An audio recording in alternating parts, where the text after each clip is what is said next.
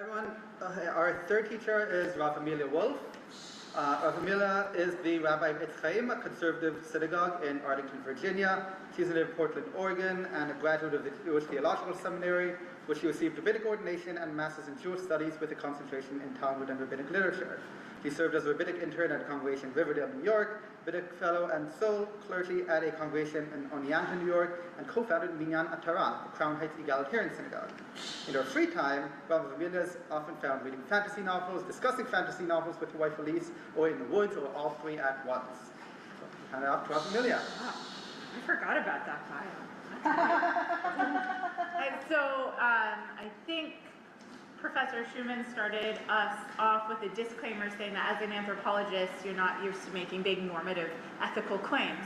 So, as a congregational rabbi, I'm not used to speaking explicitly politically. So we're all here to stretch ourselves. But I don't have to. That's the point. If I have to do it, then the sources aren't strong enough to carry their own message. That's what I tell myself every week. So we are going to begin with Sefat Emet, and we're going to end with Sefat Emet. He is a Hasidic rabbi from the 19th century and just sort of barely into the 20th. And before we really dive in, I want to give a bit of a clarification on some of the terms that are going to be coming up a lot in what we are going to be studying from him in what I believe is a commentary on the nature of power.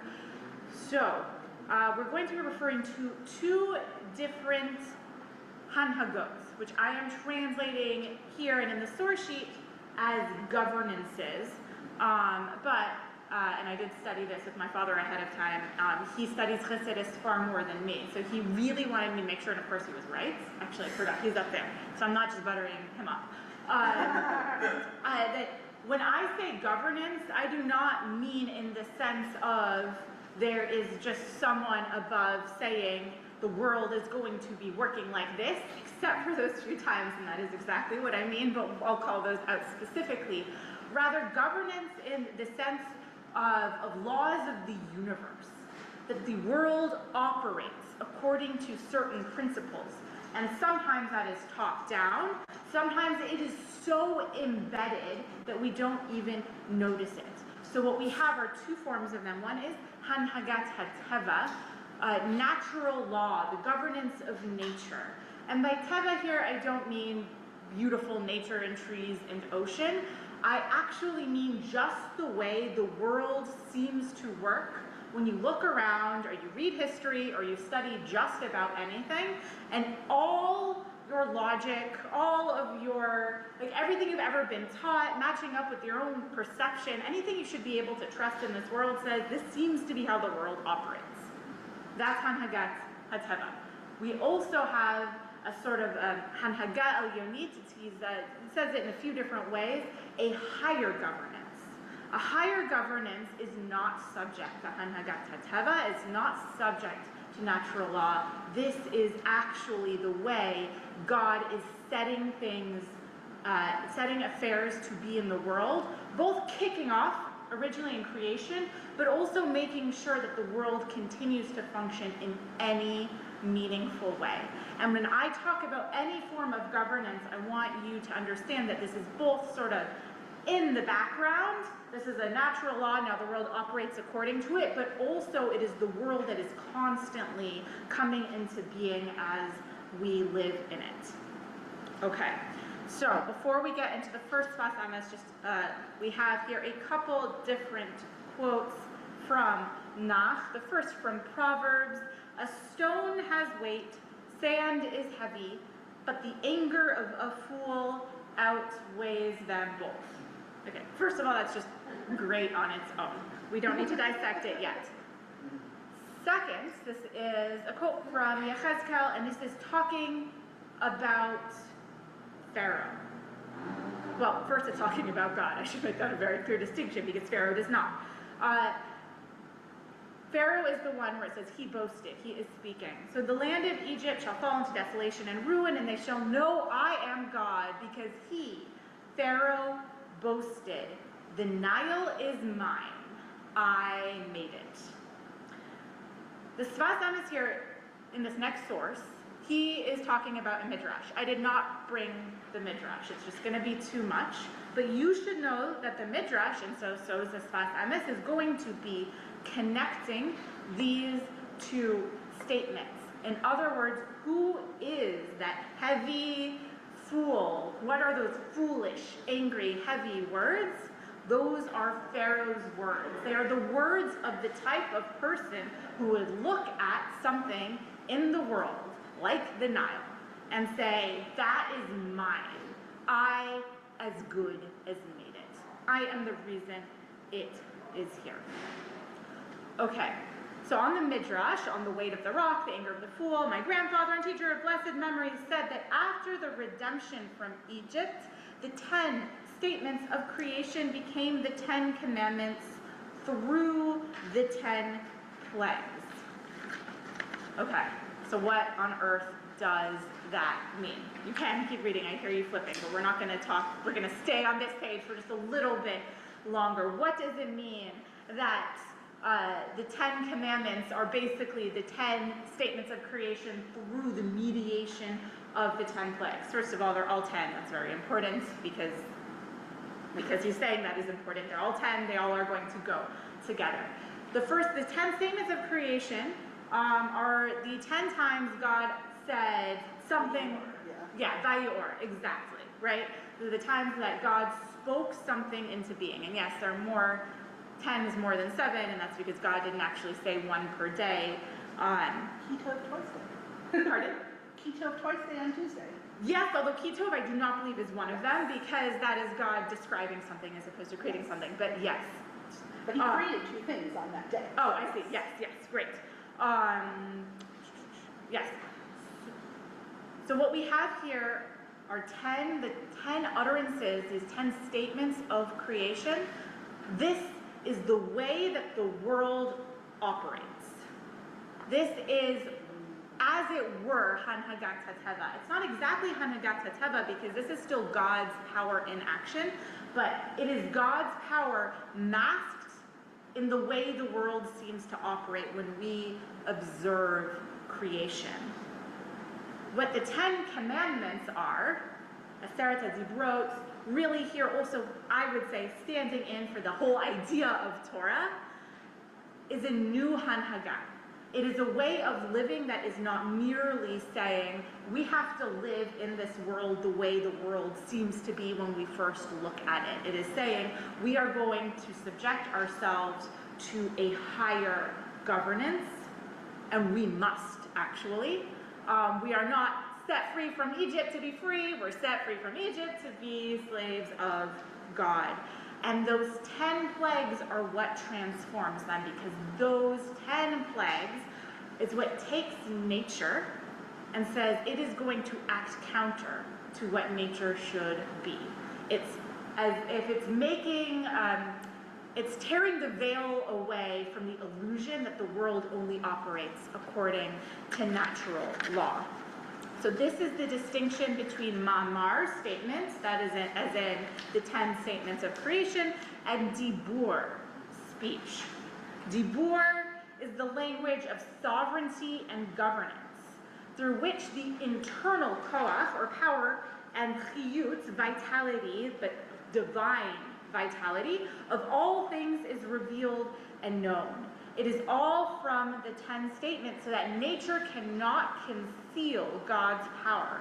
And Pharaoh cannot say, the Nile is mine, I created it. Okay, a lot is happening here.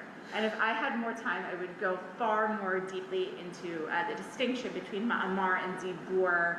There's so much in the story of the Exodus around the power of speech. And what is speech supposed to be doing?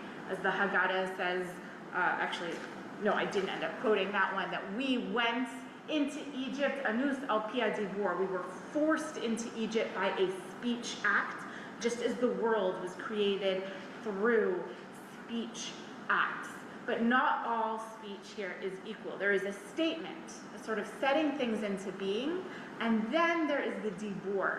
There is the conscious use of language to transform. And through this interaction and through the Exodus, and I'm always looking for this metaphor, and it's from like smithing, but it's when something goes and it's a crucible, okay. Through the crucible of Egypt, something new is formed, or maybe that was actually already there, but something is cleaned away so we can see it more clearly.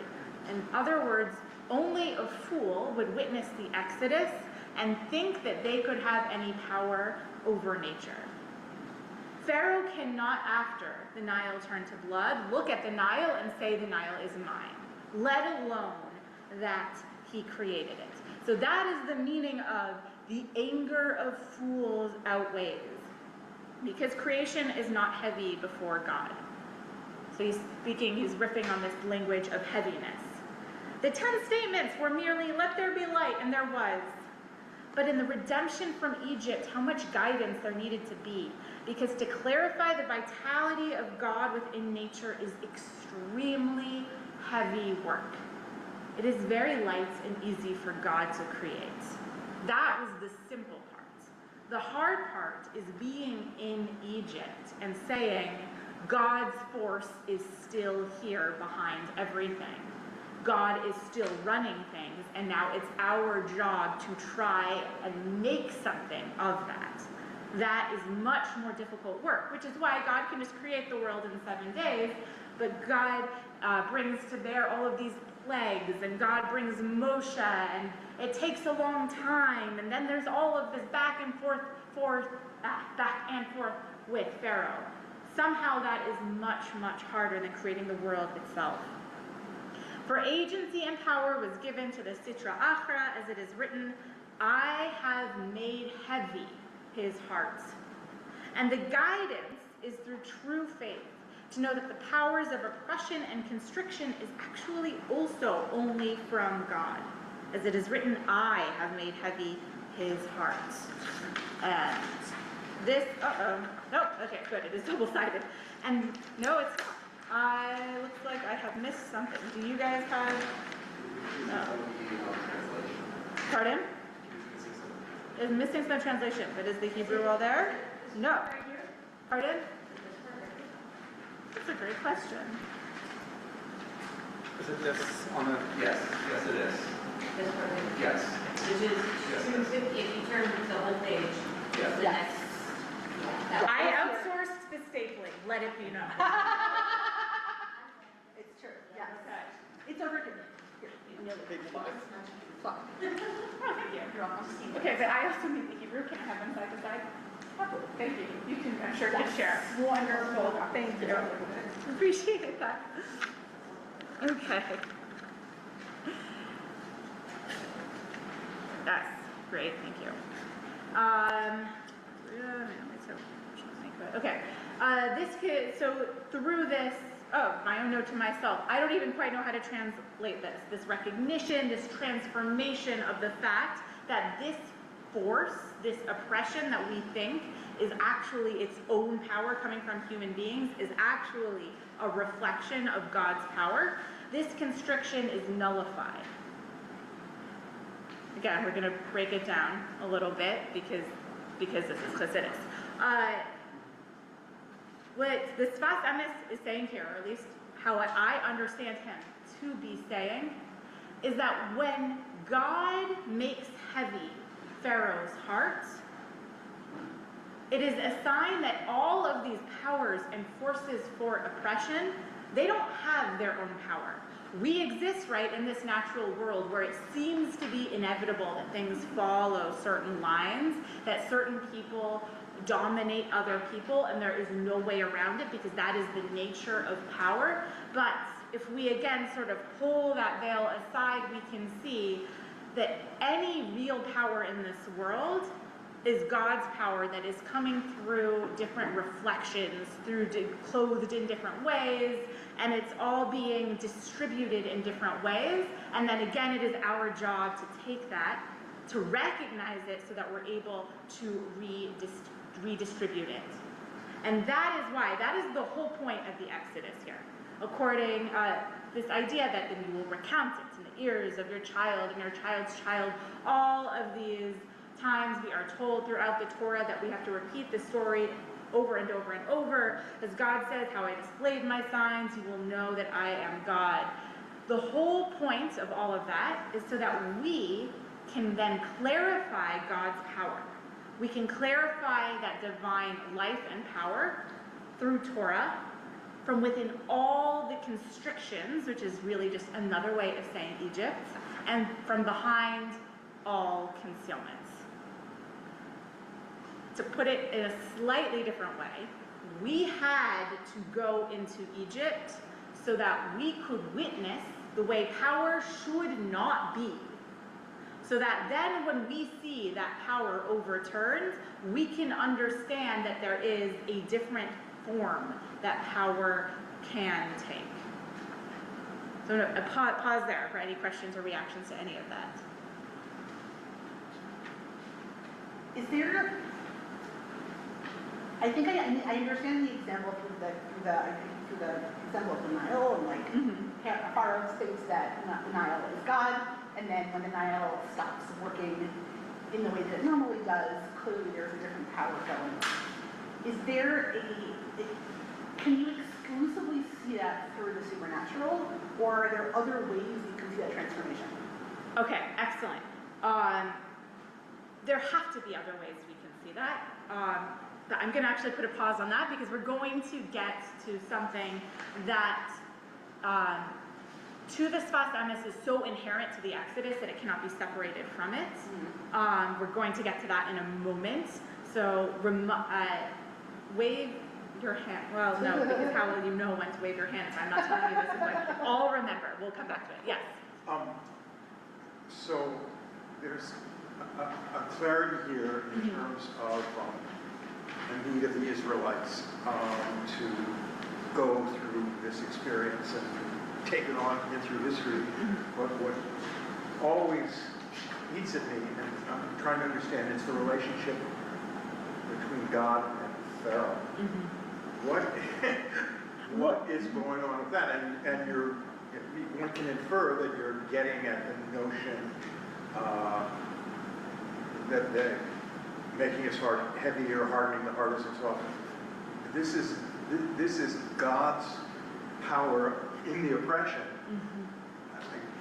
You have more to say on that? Sure. I could go with so many different angles. There's I want to go with what I believe, but I'm going to step aside from that because this is not a talk on my own personal theology. That would be fun for me and a couple of other people.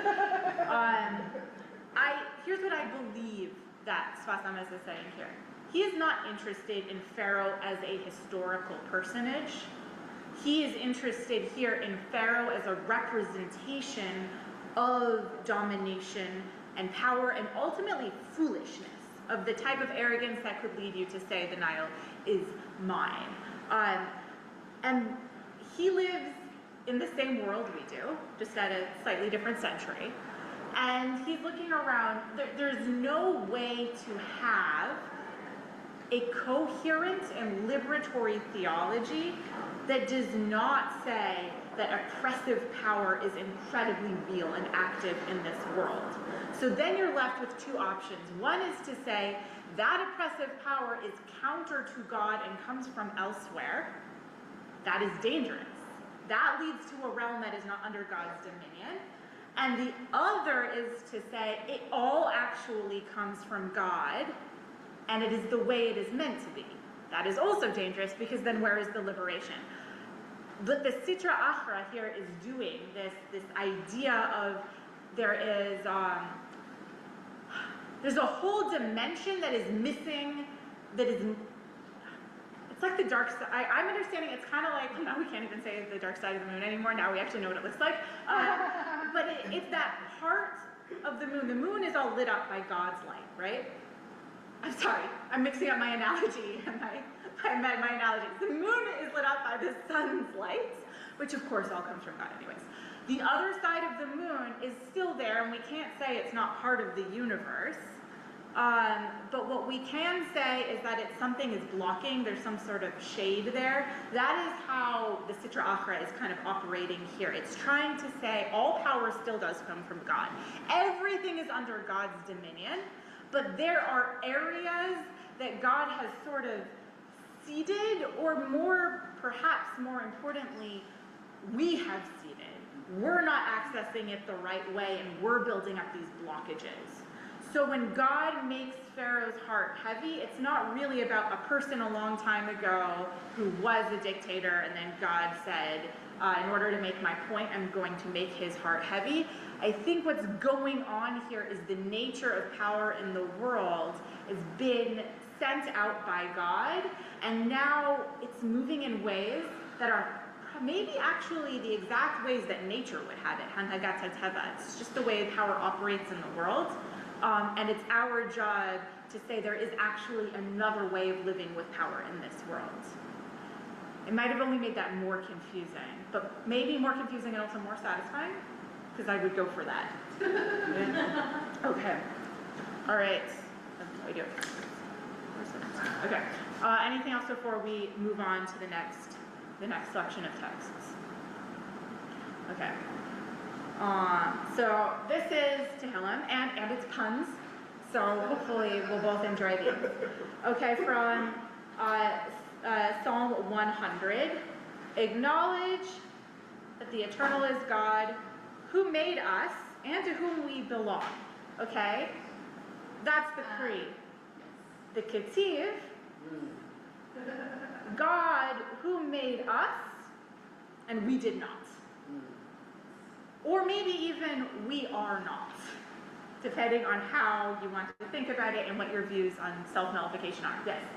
So I'm confused by the we are not, but the we are his is however we love the one above. Right. So, So below an aleph can either be we didn't make or and we don't, as in exist, don't exist. Yes. So it's written, as it is written in Tanakh, it is written with a lamed aleph, as in the negation, which you could translate to that as God made us and we didn't, or God made us and we just aren't. Okay. But what we have in our tradition is we say with a lamed vav, God made us and we belong to God. A much more reassuring message, perhaps. So here we have, here's what the Sefat Emet has to say about that. This is what's written in Mizmor LeTodah. God made us and we are gods. It is written lamed vav, but written lamed aleph, we say lamed vav. And these are the two dimensions of understanding. That the Holy Blessed One makes everything, velo with an aleph, anachnu. And we are not, or we did not. So we have two different dimensions of understanding. One is the lamed vav and the other is lamed aleph. We're in the lamed aleph right now, but lamed aleph also has two different dimensions of understanding. One is that God made us and we didn't make us. Think about Pharaoh, I made the Nile. We cannot claim to have made ourselves. But the other is God made us, but we're not even real. We're not really here. There isn't room for us. Perhaps. It feels Matrix. Okay, I've never seen the Matrix. So, but there is no. But maybe it's actually reverse Matrix. Is what we're going to try and do. Is our bodies? They're sort of the fact of our bodies, but who are we? This dimension is particular to Israel and is the essence of our faith. Just as the Holy Blessed One created everything, God governs everything at all times.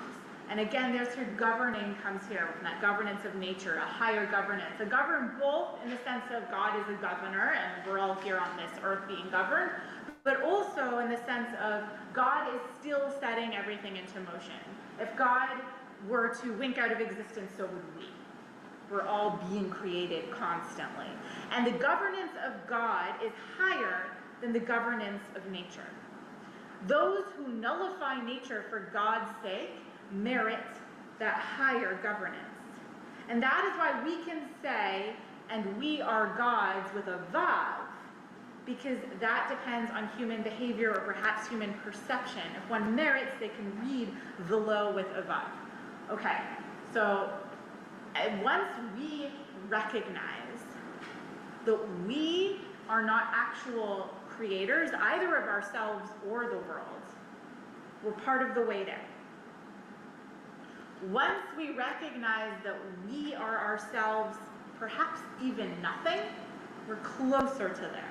And this is nothing in the Hasidic sense. So it's not in like a pound down your self-esteem, so much in the sense of stop focusing on yourself and making yourself into a being. It's a slightly more mystical, or not slightly, definitely more mystical idea of God has to withdraw in order for me to be here. Wouldn't it be nicer if I wasn't here, but rather was one with God, sort of idea. But you can take that in whatever level you want to get to. And its essence is a recognition that human power is small. We are small. We are not the creators. And this world that we live in that rewards bigness, this hanhagat hatava, where power looks a certain way, that leads to dominance, and that's what makes us safe, and that's what makes us strong. That might be real in hanhagat hatava, but there is a higher governance. There is a higher governance, and if we decide to live according to those higher rules, even when we also know we have to live within the natural world, that is when we can actually say, I'm going to put a vav there and not an aleph. That we understand we truly belong to God. We are not our own, but also we are of God. We are connected to God, and God is watching over us. God is more directly governing us even than the laws of nature and power and realpolitik and everything that we're supposed to believe the world has to be. God intended for this governance to be revealed higher and over nature, and this dimension was revealed, of course, through Israel's exodus from Egypt. That it was an exodus from the governance of nature, and they were drawn after a higher governance. In other words, if we left Egypt to reproduce Egypt, then we've completely missed the point. We left Egypt to be drawn after a higher governance. And it is very dangerous, because it is actually safer in a physical, natural sense. It is safer to build yourself up so you can dominate others. It just is in the most immediate, physical, natural sense. That would be living according to hanhagat hatava. But we left Egypt to say there is an actual different way to live, and it's a dangerous way to live, but it is a way that has been demanded of us. That is the point of the Exodus, is to clarify that. Okay. I think these pages are still, let's see.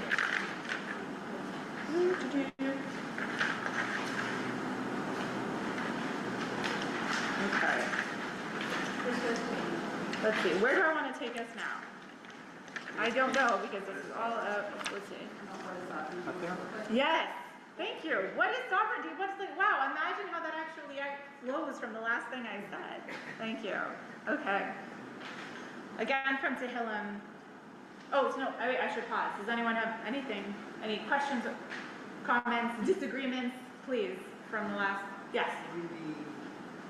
The problem is it's been, well, since I last read this, but I am remembering now that the Dessler has a long piece specifically on sukkahs about retaliation and how that works in the denying of the existent, right? It's and the symbolism of sukkahs involved in that, which is the headship of Yetziat Mitzrayim. And so there's definitely, I'm not remembering the point, so. Well, okay, I'm sorry, I can't respond without, but if the point comes to you, raise your hand again. And also it's funny because somewhere else here, and I'm not sure, I think I actually, oh no, I cut it from it, but I quoted this whole thing from him, and then at the end it says, but the real essence of the joy is to be found in Sukkot. But he says that as he's talking about Pesach, so then if you wanted to read what he had to say about there, you had to go elsewhere. But yes, there's a lot of this also, for sure. Yes, this is all to be found in Sukkot as well from a slightly different angle that I need to study more. In general, I need to study more. Okay, so what is sovereignty and what does it look like? So again, we've got a couple here quotes that this Sefat Emet is going to riff on. Who alone works great marvels, whose steadfast love is eternal. And then, I, your God, brought you out of Egypt. Okay, so he's going to connect these two here. Are these familiar quotes to people? Okay, great. We've already talked a little bit about the Ten Commandments, so here they're popping up again. Avadim hayinu, we were slaves. And of course from Haggadah, had the Holy Blessed One not taken our ancestors out of Egypt, we, our children and our children's children, would still be enslaved. As it is written, the one who alone performs wonders for God's kindness and eternal, meaning these are the wonders that God alone performs, I and not an angel, they are for all generations and are eternal. Okay, so just a quick refresher from the Haggadah that is probably the work that is in least need of any refresher in Jewish community. But there is a lot of focus on the fact that God alone brought us out of Egypt, which is important because places in the Torah we have that God did not do that alone, that God did send messengers and did send angels. And then of course there's Moshe. So there's a reason why the Haggadah is going to focus so much, right? And there is on the fact that it's God alone. And there's plenty of people who have written about what does that mean politically, and what are people afraid of, and who are we venerating. That's not what we're going to do here. Here is Sefat Emet on his emphasis here. Oh, I have 3 of these now because everyone's trying to help me, and you're helping me really well, but I feel bad. That which is done by an intermediary is temporal, measurable, and bounded. That is my, by the way, all of this Sefat Emet here is my translation, so feel free to ever critique. But temporal, measurable, and bounded. That is, by definition, anything an intermediary can do. And an intermediary could mean an angel, but it could just mean a human being. And this, Eliana, is where I believe your question comes back. But the deeds of the blessed Creator are above time and nature. As it is written, I am Adonai, your God, who took you out. Just as God lives and endures forever, so too does the exodus from Egypt continue forever. So here's where I'm stuck. Yes. Right? The plague of blood, Yes. I would think, was temporal, measurable, and bounded. To this day, Yes. the Nile is no longer blood. Yes. So bounded. Yes. And however long, I'm not figure out how long the plague lasted, but that was temporal. Yes. So why was that specifically proof of divinity as opposed to a malach? Because if the Exodus was, if that plague, for example, was measurable and bounded and temporal, the Exodus would have been over when the plagues were done and we crossed the Red Sea and we continued and lived the rest of our lives. But the Sefat Emet is saying the reverse. The Exodus is constantly happening. It's not that the Nile is turning red, then blue, then red, then blue, but the Exodus exists outside of nature. It is constantly happening, and it is happening to each and every one of us as individuals. It is happening to each and every one of us as different collectives as well, and it's happening inside of our minds, and it's happening out in the world. Which is why I said earlier that I don't think he's so interested on who is Pharaoh and why was his heart hardened. What the Exodus is a slow process and constant process of revelation of a form of power that must look different from the power of Egypt. And we are all constantly being in Egypt, and we're all constantly getting out of Egypt. But we can only actually get out of Egypt if we're learning the lessons we ought to be learning. So it is very possible for all of us to spend our eternities in Egypt. He goes on to say, here, well, I'm just gonna spoil it. I'm gonna say more, but that's what it means by avadim hayinu. That we are all slaves. What does it mean to say that if God hadn't taken us out, we would still always be slaves and our children's children would still be slaves?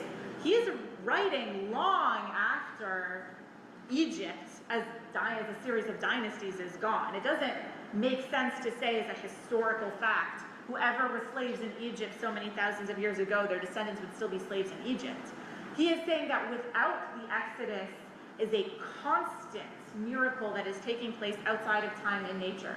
Without the Exodus is a constant teaching that what we think of as the way the world has to operate according to what we think power has to look like can actually be in some ways escaped into a world where power in the world could look much differently. Without that, we would all just be slaves.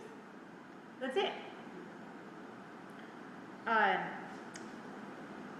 So to go back, right, to your question then, can we see this? Is there a way of seeing that the Nile is not Pharaoh's without a Nile turning to blood? That's harder work we have to do now. Well, it's funny, taking back to Abigail's Yes. share earlier today, like, Rabbi Yochanan ben Zakkai is saying, like, yes, the world operates in a certain way, and we have to, go to Yavna because we can't ask for everything. And so then that's saying, yeah, He's saying, yes, I believe so. I believe that the Sefat Emet is saying, when you accept the world is operating only according to these laws, you are descending into Egypt and slavery. He doesn't use the term imagination as far as I can find. Rabbi Nachman uses imagination. It's great. It's a very modern feeling. But I believe what he is talking about is imagination, that we can fall in a trap. By the way, nitba, we can be so stuck in nature, we are embedded in nature, that we start to think there is only one way power can operate, must have operated, this is the way of the world. If that is the only way we can conceive of power, that is the only way power will continue to operate. We'll keep reproducing it. Yes?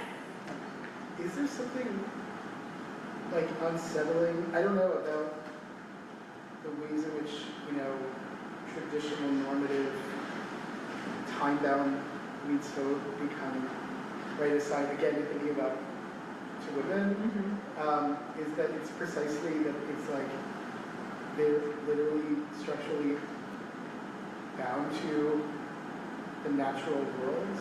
I mean, is there something like the very formulation that you're describing here about the measurable, the time, the bounded? Yes.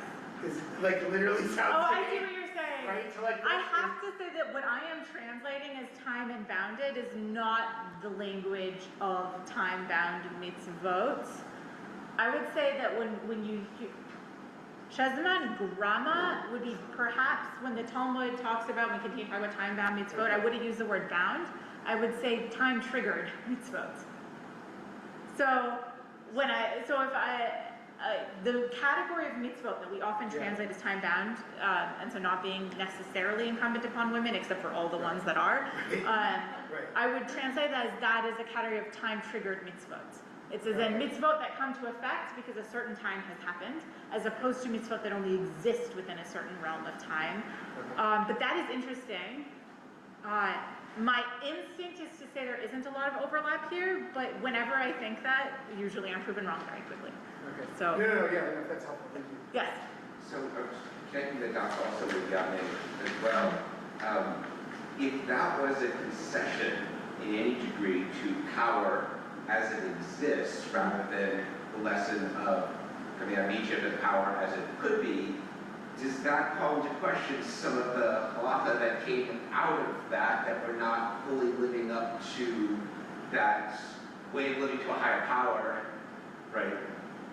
I don't know if I'm throwing a whole lot of questions, but like this has a lot of implications if you say like are you fulfilling the conditions of coming out of Egypt as a way of looking at are you conceiving power?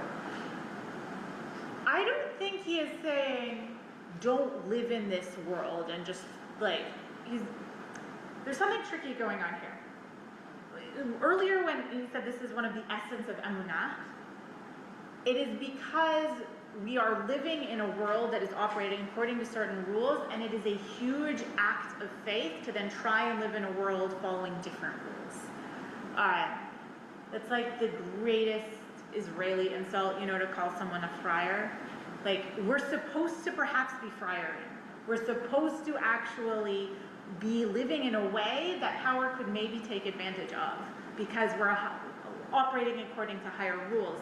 But I do not believe that he would go so far as to say, now just throw your lives away completely. So what would the Sefat Emet have done if he was smuggled out of a coffin, or would he have been smuggled out of a coffin? Like, I don't know. I don't know. I don't want to take this so far as to say now we can never compromise or live in the world as it is, so much as that, perhaps this is my overread here, but what Rabbi Yochanan ben Zakkai did does not look like a reproduction of something cool. It doesn't, whether or not we should be compromising in every possible situation, he was doing something to survive that was not, I guess you could say if you were a Jew in Jerusalem, he just threw me under the bus, maybe. But he was, I would say, to the extent that he had an opportunity to set up a new form of power domination that looked more like Rome, that would be what we're talking about. And he kind of did. Actually, there are stories about Rabbi Gamliel and the stories of his line and the stories of, so we're constantly negotiating with this, constantly. Yes? So just want to go back to Professor Sam's point. If you were living in the 17th century and you had to do all of your laundry by hand and all of your cooking by hand, etc., accepting gender norms would have seemed like the way of the world, because obviously, women have to give birth, and someone or other has to do their laundry and all these other things.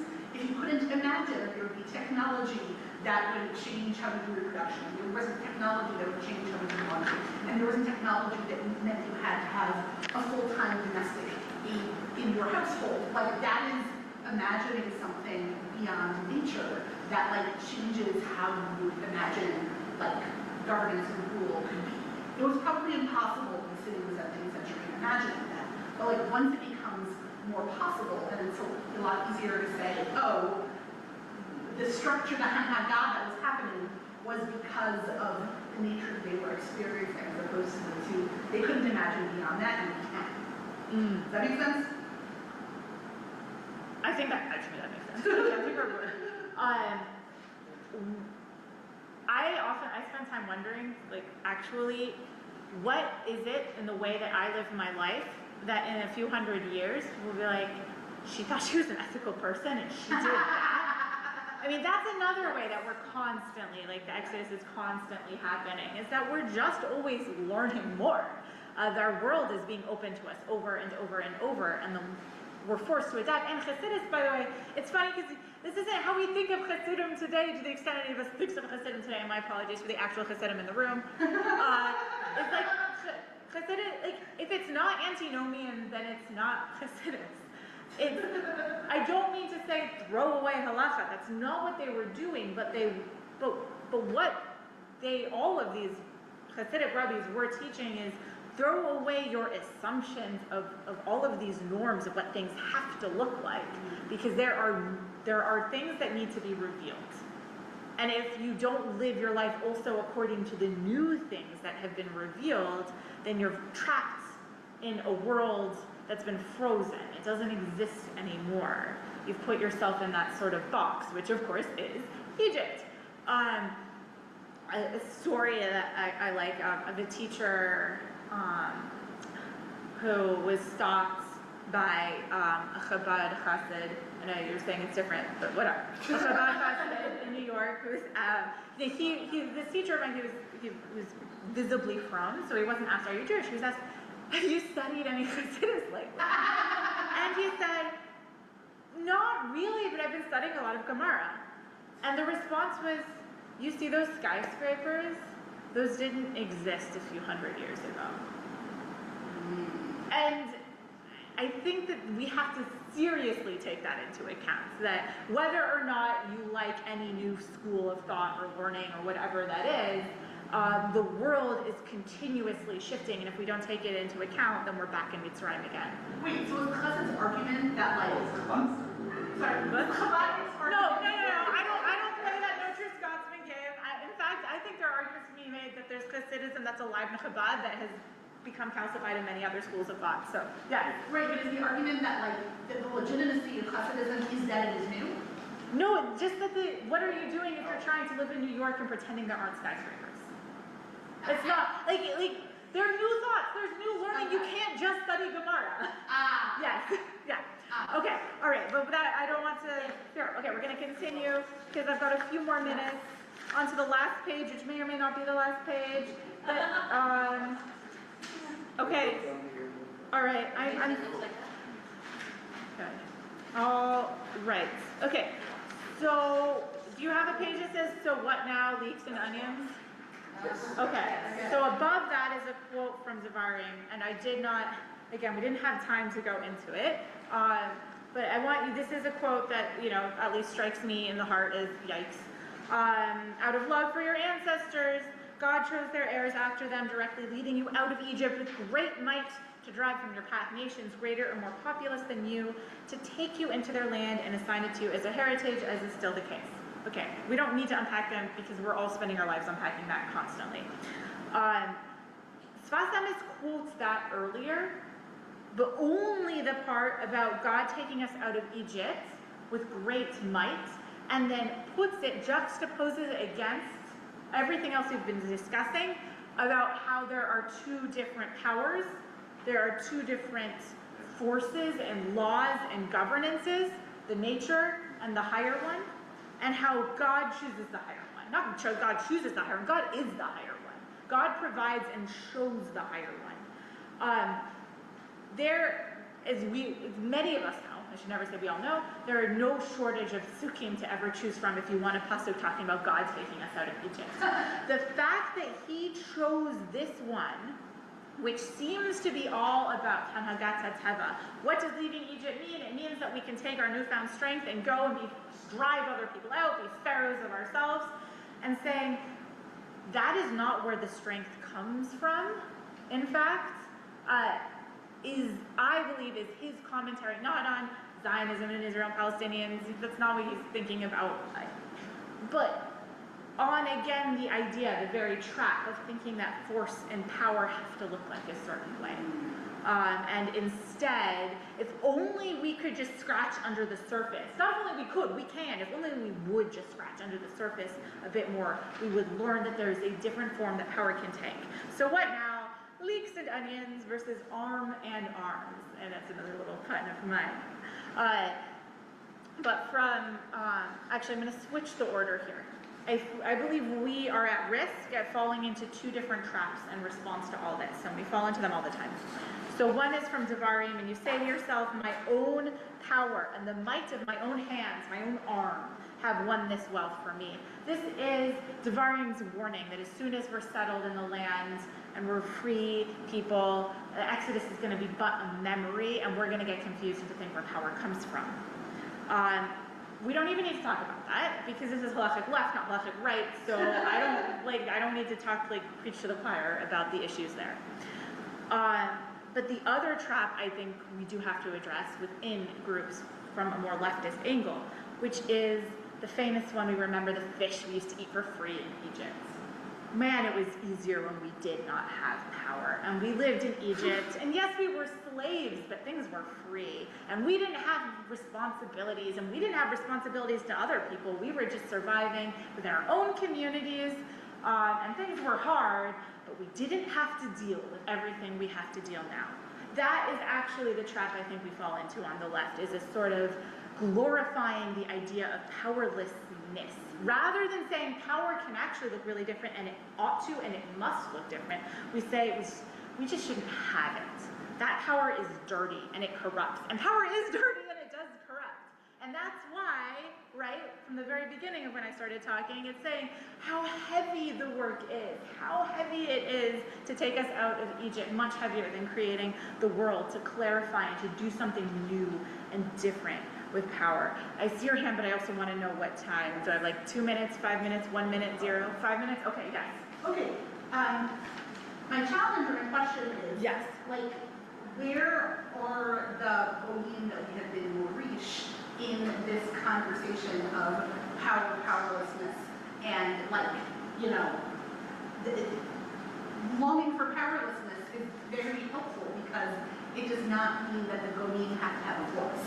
But if we're saying that, like, no, actually, the longing for powerlessness is bad, I don't see the Torah to be the goyim that we're being Morish in regarding a voice. I'm sorry, I'm not perfect. Okay, sure. So I think I get some of what you said, but not the. yes. Okay. So you're saying that the midbar is the midbar Aleph is making the point that like dreaming of powerlessness and glorifying powerlessness is a challenge that the left has. Yes. Well, I won't say. I don't know if Bamidbar is making that case, but I definitely am. Yes. Yes. And I Yes. accept that challenge. Yes. And I also, my pushback to that challenge is I don't think that the Torah gives you a good model of what it means to have power when there you have non-Jewish subjects who are supposed to also be part of your story, but aren't really part of the Torah. Right. The Torah is actually maybe falls into its own trap. You know, give me a hole if I can even say such a thing. That like the Torah is so limited here. The Torah ends with Dvarim. We go back around. We don't deal with Yehoshua. God forbid we have to deal with Yehoshua. Yeah, the Torah does not actually really give us a model. No. But Sefat Emet might be a little bit at least. He might be at least a little, which is at least the beginning of saying that you don't run from power, you clarify it. You take it, or you work with it, or you acknowledge it, but you have to do it something different. If it looks like Pharaoh, then it's wrong. Then you're just reproducing that which we are supposed to be Yitziat from. But it doesn't, no, I do not have any, this is not providing us answers with what to do. And where is the Pharaoh line? Where is the Pharaoh line? Yes. Are you asking me? Are you asking Sefat Emet? I don't know. I have an idea. I don't know. That's a great question. Yes. Yeah, I mean, like, so we live in a world and we live in communities where we're surrounded by people saying, well, God gave us land. And of course, our land looks nothing like Pharaoh because look at all the good things we're doing. And that's probably think a little differently. Yeah. Look at all the good things we're doing and all the good rights that everyone has. And we are like in this happy place who is nothing like Pharaoh. Right. And we're like, no, the Exodus is continuous. God didn't, like, give it to us like this, or not for us to, like, do this to people with it. Mm-hmm. But it's hard to, like, figure out how to, like, translate, like, it's a really good philosophy of, like, figure out, like, sort of, like, very high level, let's figure out a different way to make power look nothing like Pharaoh and, like, do things in a better way and do something productive and good with this power. But then it's, like, hard to, like, figure out how to deal with the people who are pretty convinced that we're already doing something excellent with the power and there's no room for improvement. So, like... Yeah, this isn't the Torah I would offer to Halachic rights. Egalitarians from the code. Yeah, no, this is not, right, this is, if this were a group of, you were a group, if I had an idea, if I was going to go talk to a bunch of people that thinks Israel is doing nothing wrong, then this wouldn't be very useful Torah to offer in this way. I mean, some of it would be, for sure. Yeah. But this is not, this is the Torah for a group of people that, at least I'm making an assumption here, understand that there are awful things No, out I'm just trying to think of, like, It feels like Halachic. what can we do to, like, what can we, like, do to bring this idea to people who, like, would find it. Oh, okay. To, like, so I guess if I would have, like, we live in our communities. Yes. Of course, we would like to take things away and, like, figure out how to better hey, navigate. Rip Shiloh didn't get that question, but okay, all right. No. Here's, if I were going to try and make this practical, I think I would say, listen, if we're reproducing Egypt, and by the way, there are a lot of people deeply devoted to Zionism who will acknowledge that. And so once that, for the people that say, what, it's all lies, I honestly don't know what to do. That's the same question what do you do with QAnon? Like, what do you do with people who just cannot look at reality? I am so at a loss there. But there are a lot of people deeply, deeply devoted to the state of Israel.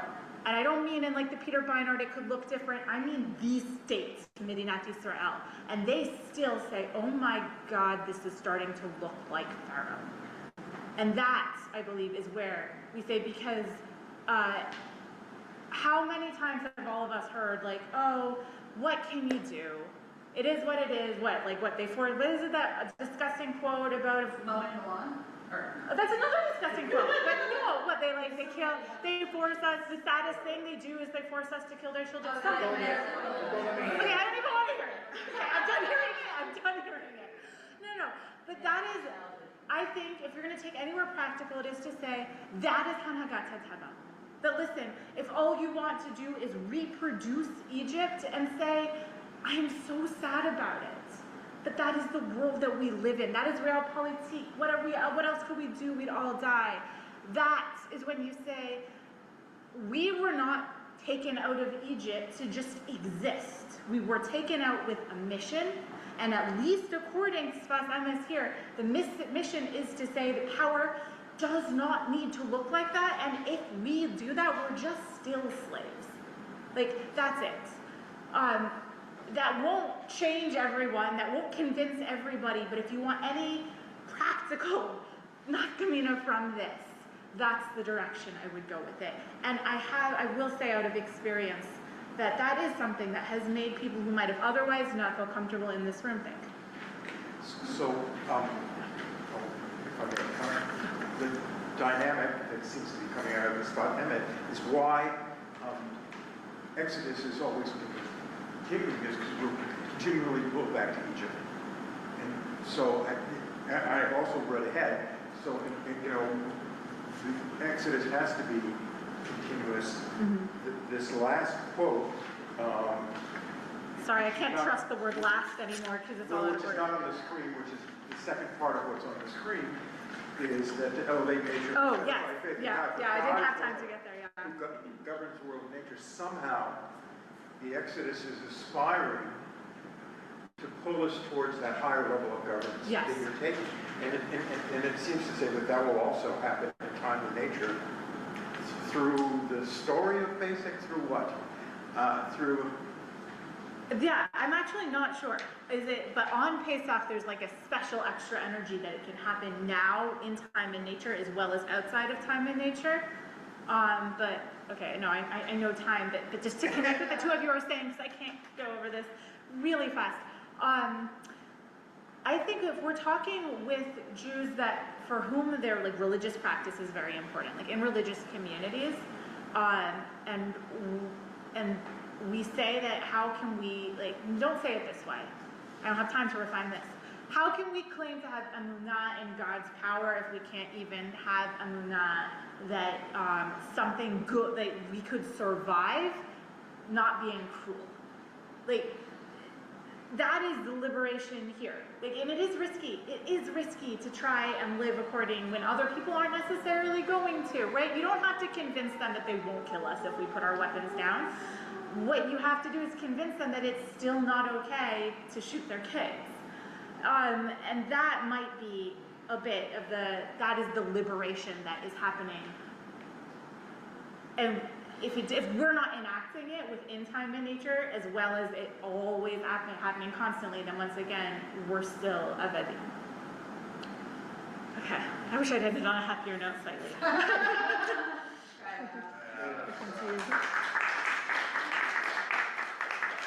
Thank you very much. Amelia, thank you very much to all the other speakers, Professor Schulman, Aryeh, Halpern before them. Thank you everyone here who came, both in person and on the Zoom. Repeat what I said at the beginning. I invite you to join the Halachic Left newsletter, to hear more weekly Torah, to find out about more events, and in particular to the similar event to this that is happening in Los Angeles in 2 weeks and will also be live on Zoom, hopefully with fewer technical difficulties. So there's some pamphlets for Halachic Left that you can take if you want that have the appropriate links. And otherwise, Again, thank you all for coming. Have a good week and a happy Shavuot. Thank you.